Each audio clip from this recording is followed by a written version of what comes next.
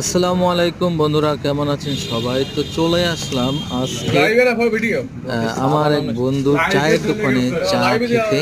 তো সেই সাথে একটু ভিডিও করছি, বন্ধুর সাথে একটু ঠাট্টা মশকরা মজ মাস্তি করছি বিভিন্ন কথার মাধ্যমে।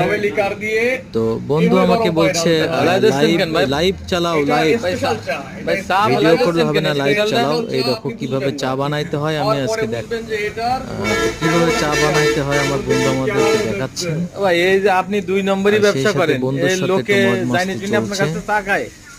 তো আপনারা যারা লাল চা পছন্দ করেন তারা অবশ্যই আমার তাই না?